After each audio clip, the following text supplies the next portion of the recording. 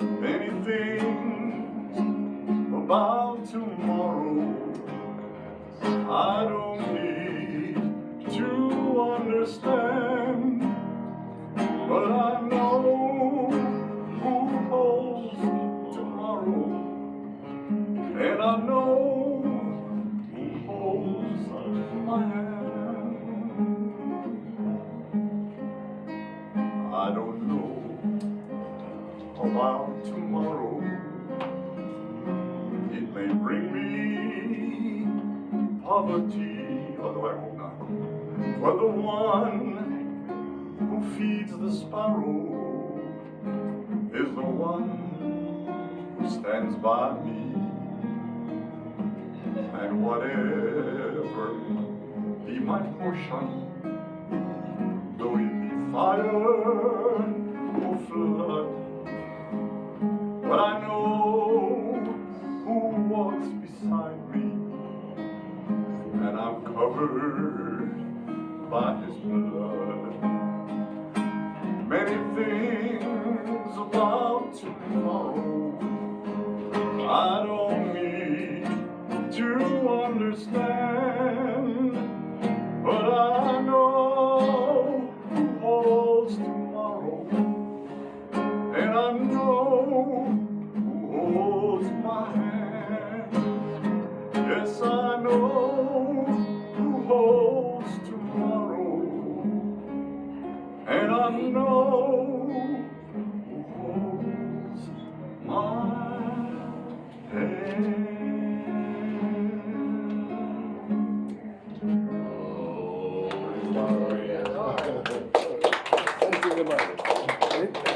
Stand by it, Bob. We don't. That's all? Breakfast not ready until. Good old days, you know, good old days. $10 bring him back. Another one, Bob. Next meeting. Many people have come to know theology. Glory. He has a degree, study right at Jamaican Theological Seminary. And he was even a lecturer there, a lecturer. And he was so progressive that he had opened a branch, started a branch in Harborview. I remember the days when we used to go out and have crusade street meetings, even in the Backbush area, Harborview, anywhere. He didn't hesitate to go there. No cure of volatile areas. To pray and venture out there to win souls.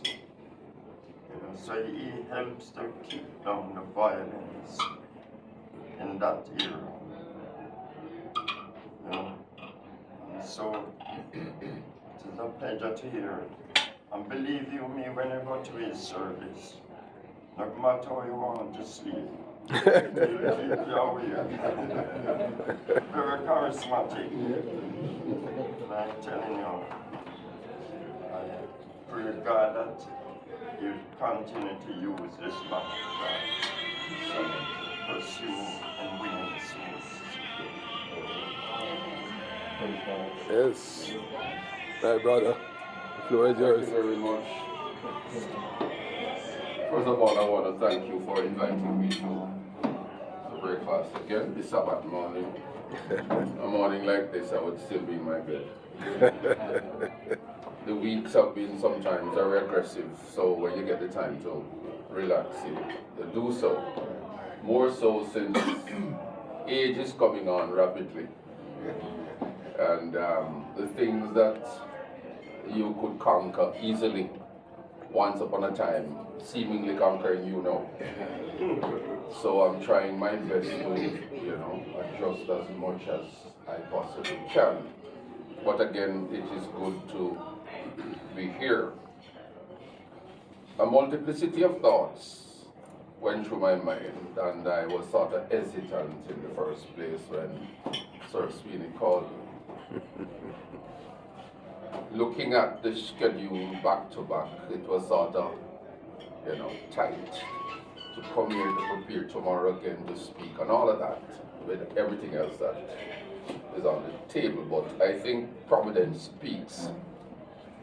And as I sat there and I heard you song, I don't know about tomorrow, the thought that came to mind while I was laying in bed, sort of thinking, from the perspective of providence, to see how God, in His own time, His own will, uses people and events and situations to really carve out a path that His will is done. It's amazing. And the text came to mind, many are the plans of a man's heart, but only the purpose of God that will stand. And it goes back in reflection. My life is kind of a story. From birth, the sixth child of 7. First is dead now, was alive then. Second, dead. Third, alive. Fourth, fifth, dead. Sixth, I am. 7, dead. So from the beginning of time, I think purpose was on my life. I was told that when I was born, my father said, here goes a champion. And by virtue of that, I was nicknamed champion. But over time, you recognize that the things that were said and the place I have been, when you sort of put them together, you recognize that it's not just mere coincidence. Something purposeful was in the making, I had made and was still continuing. And I remember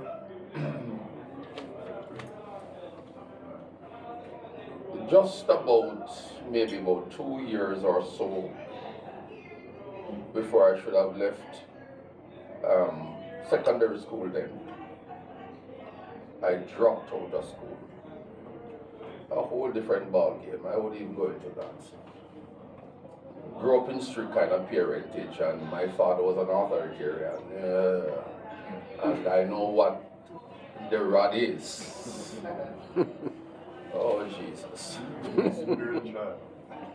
And he was one who did not spare the rod. But somehow, that's the best he could do. I learned that years after. Then it was a prison. It was torture. But on the eve of one of those mornings that I was going back to school, in September morning, I got a notice from Kingston Public Hospital. We inform you that your father, Adolphus West, passed that morning. I didn't know where my mother worked then. She was a domestic helper. Somewhere in the St. Andrew Hills she worked. But somehow God would have me to find her that day. Don't ask me how, but I found her or gave her the news that Dad passed, died of lymphoma cancer. As a youth, 5 years after that, my mother died. Still a teenager.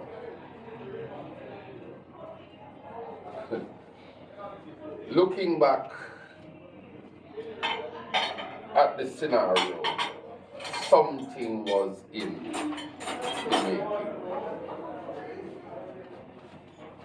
But the beautiful thing was, still is, that I got saved before my mother died as a teenager. Because I dropped out of school, I think I was very bright, very brilliant, but somewhere along the line lost my way because, you know, you want to explore the world and get caught up in things that you ought not. You have no business to be caught up in. So I sort of lost my way in terms of institutional education. I didn't go to high school because I dropped out. I was in secondary school at that time, junior secondary, before the high school context came into being. So I was still privileged to have had a good education, but somewhere along the line, dropped out. Now being saved, I didn't set any foundation for what would happen afterwards in terms of lifelong skill and all of that. So for a period of time within the context of Christianity church, you begin to search. The search began. Try this, that, and the other just to find my bearing. And I remember I applied for the constabulary force because at that point in time, as a young man, for the most part, a lot of people took me for a policeman. As a matter of fact, public transport I traveled on, then most of the conductor just, you know, take it easy. Man, I walk a man around down the place like, you know. So I said, well, this would be a good, you know, pointer. So I applied for the police force, did the test, passed the test. At that point in time, went for the interview at the school in Tottenham Park. Passed the interview too with a view that I would be called for training. That the training school was at Port Royal. To this date, I am not called. I've not gotten a correspondence from the constabulary force. Some of the same men and women that I took the exam with and also the interview, many years after they became sergeant, different ranks in the police force, and I'm still not a policeman. Because purpose, I think, was on my life. I do believe in file 16 or 13. God just threw those files in file 13 and they remain in file 13. What do I do? No. I started out saying Providence speaks. From those days I had this urge, and I would, you know, really sat down and get into the Bible and had a real angle. God was just good, and I found myself long before structural training, specific training, had a good mindset that I would just get the scriptures, and when it came on to me, I commit them to my memory. Hymns just the same. So like the Redemption Songbook, I just start to get them there. So I could just sing the songs and like that, and then marvel, oh, you do that. No, I don't know how do I do that, but it was happening. Because God had a purpose for my life. I remember saying to my pastor, I think it was late 70s, 79, thereabouts. But I sensed the call, the pastoral call. And I went to him for direction and instruction, and he didn't really offer any genuine help. Olive, my wife, no. We went to school after I got saved. I went back to an institution. I met her there. She was at another church. And she invited me to a function and I went there. And I remember giving a testimony of my conversion. When I was through, the leader of the church called me and he shook my hand. And you know, that was one of the strongest shake hand I have ever received. And he said that was a very, very, very good testimony. Have you ever considered ministry? Woo. Just like that. I said that is something that I am living for. And he said, I'm going to help you. Just like that. To cut a long story short, all of the things were put together and I found myself in Windsor Castle, Portland. First time as a greenhorn in pastoral ministry. All of the variables was put in place. And it was an experience. There in Windsor Castle, a church that was beaten and battered. A young man going into that context. And God did the miraculous.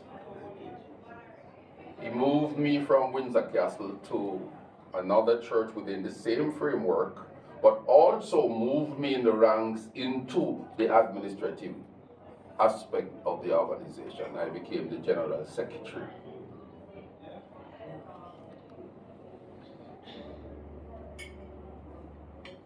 An amazing trek. Still cutting a long story short, I recognized that the movement of the church was going a certain way and it was time to call it quits.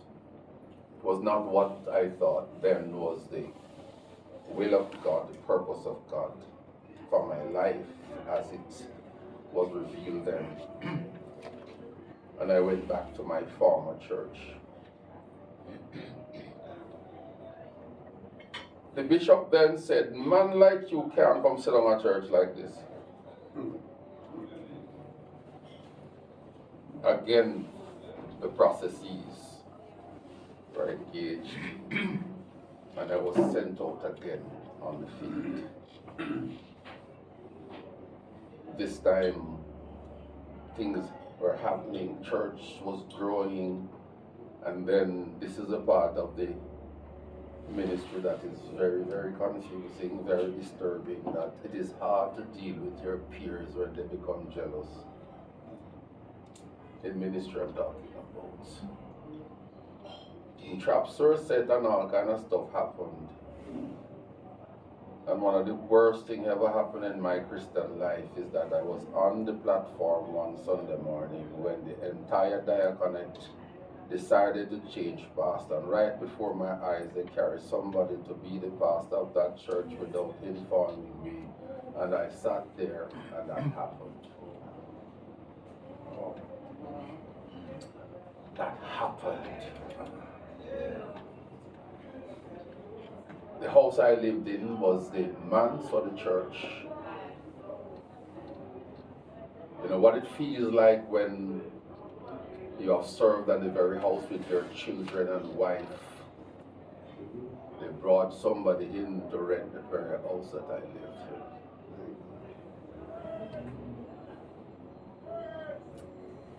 The same persons that you serve with all of your heart, you're walking down the road and they cross the road to the other side.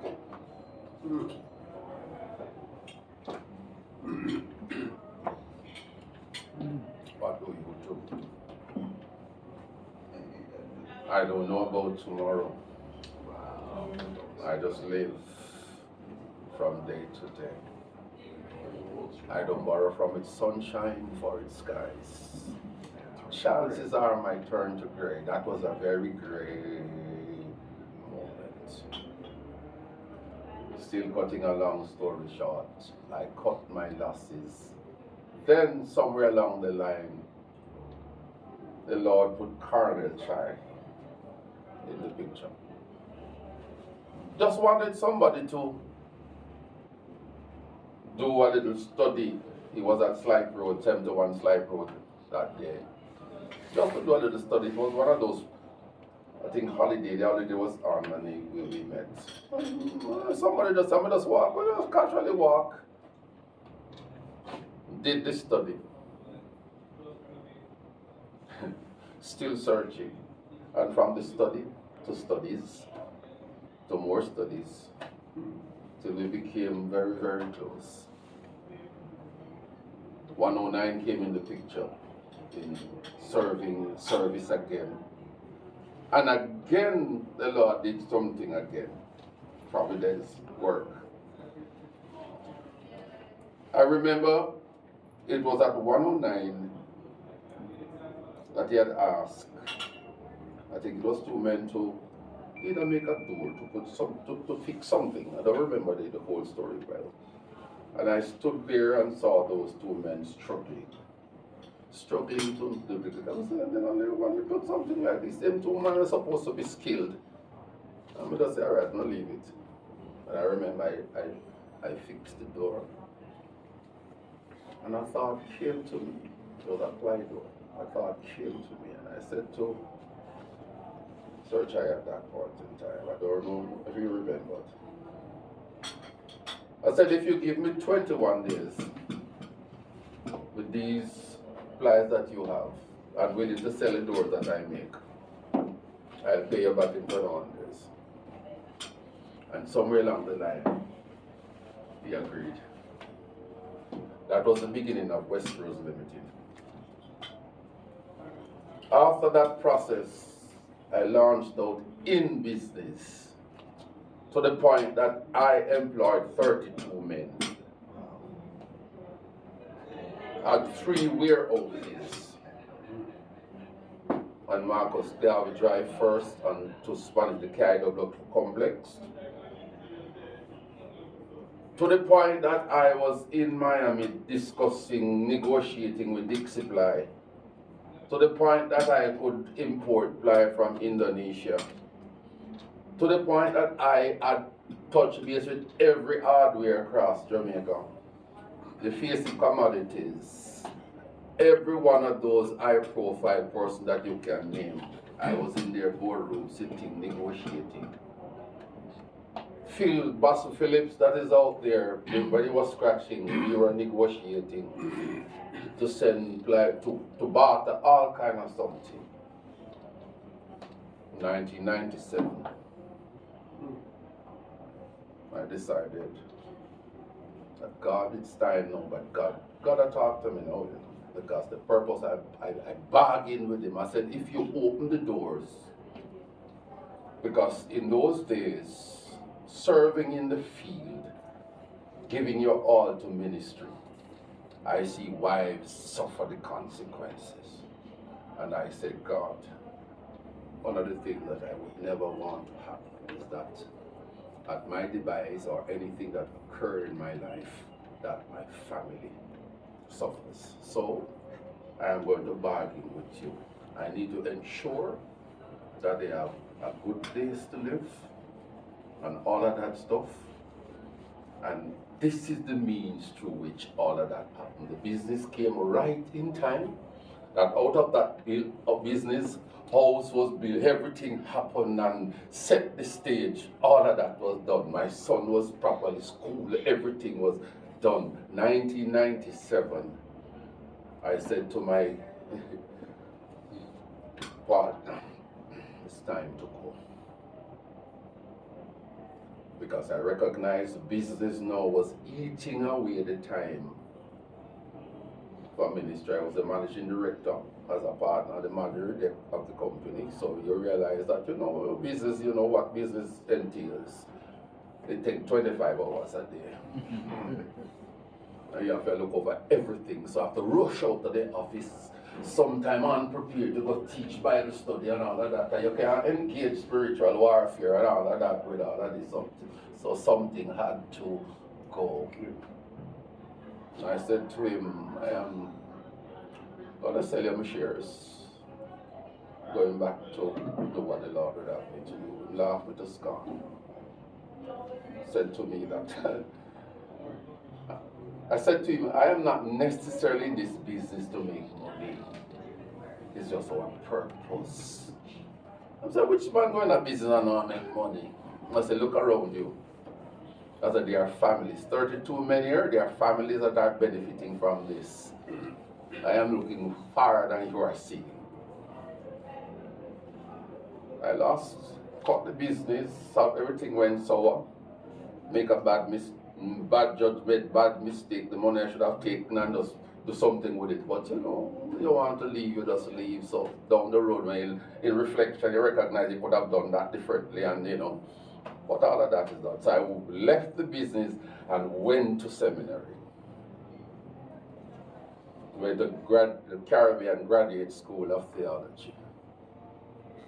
So that was the first time I did the first master's degree. I did 2 master's degrees in Caribbean Graduate School of Theology, and I went to back here in Seattle, Washington to do the doctoral program.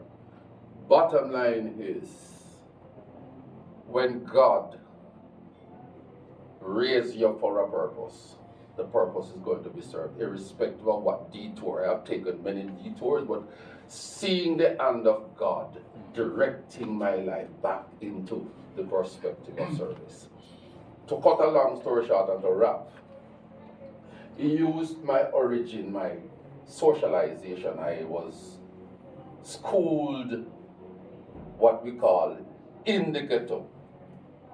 Down Spanish Town Road, down there, so we born and grew.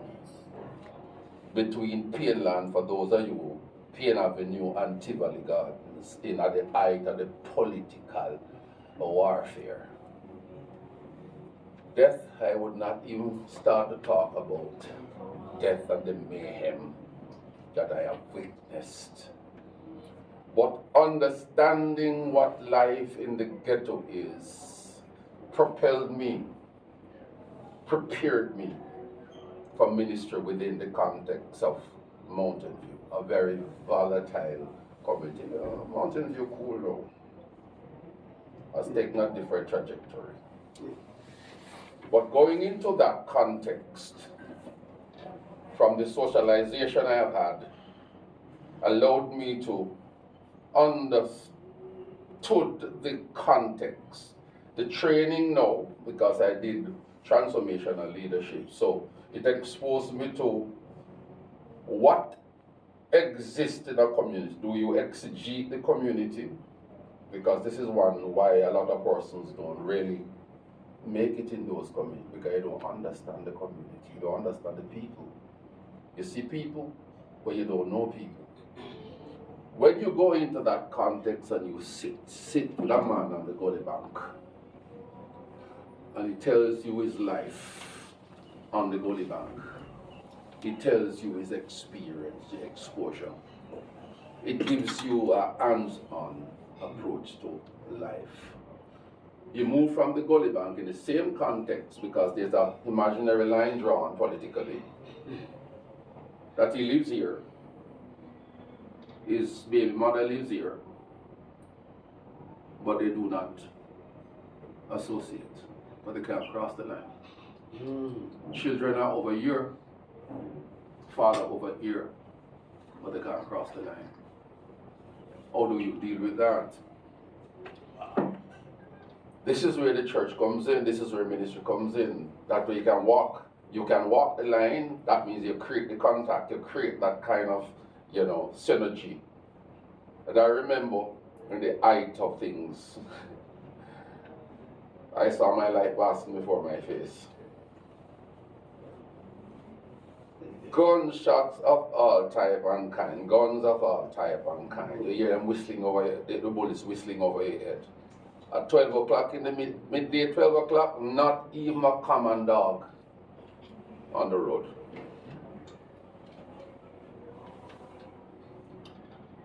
Not even the common dog on the road. But you have to move through, because there are people there. Because they can't come out, so they turn on themselves.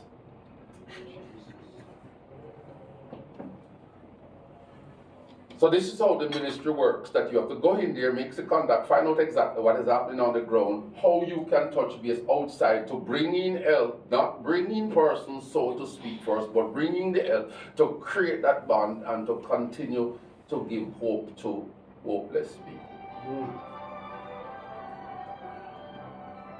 The Lord would help me to understand that the answer was not necessarily from me or from the outside. The answer was right in the midst of the people. So I have seen in many, the 7 districts, over time, the Lord just do a movement and the ministry expanded. The contacts were made. People were given hope. The common lights that were anointed you have in other places that they couldn't stay because as they put them, they shoot them out. The last time we met in a massive meeting is the very night JPS placed those lights back on the streets, and they are there up until this day. A revolution took place. Change took place. Places that were not occupied became thriving business. The landscape has changed because organized crime has taken a different face. But through the ministry, the purpose of God, the twists and turns of my life, to date I am still there. The end product of the vision is still being carried, because there are still persons to be ministered to in a practical way, in a personal way. It becomes a little more difficult now because you find persons are moving away from the context. Prosperity seekers, they're not looking at what obtained right now, but the vision is still carried. And yours truly, I still think I'm purposeful. God spared my life again 7 years ago. Near-death experience, but still carrying somebody aftermath of that. But I'm still alive. Still well, my mind is still sharp, my spirit is still up and active, and I still sense the purpose of God on my life, and I'm going to serve until that point in time. I thank you.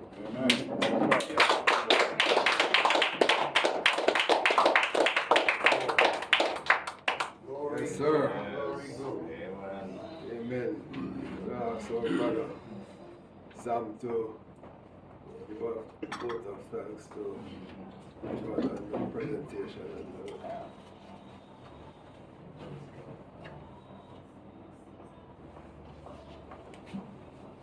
When we hear the testimony of someone like Albert West, we know that we have a lot of work to do.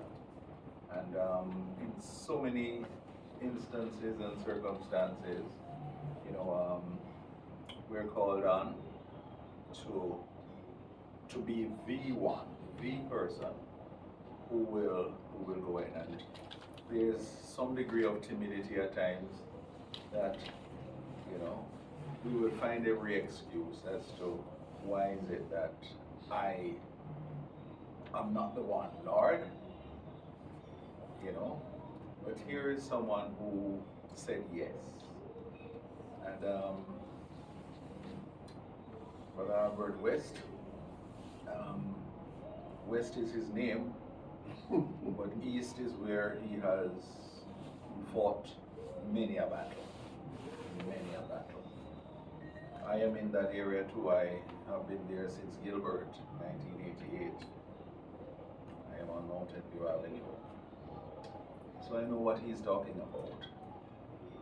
But I'm sure that through the work that he has done, we have seen a lot of change. Praise God. And I just pray that the Lord will continue to strengthen you. The Lord will continue to open the doors.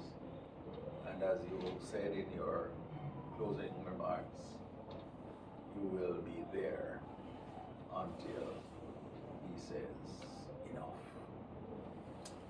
So my brother, thank you so much for sharing with us, you know, and on behalf of the Full Gospel Businessmen's Fellowship, I want to just say thanks. You were with us in September of 2023, and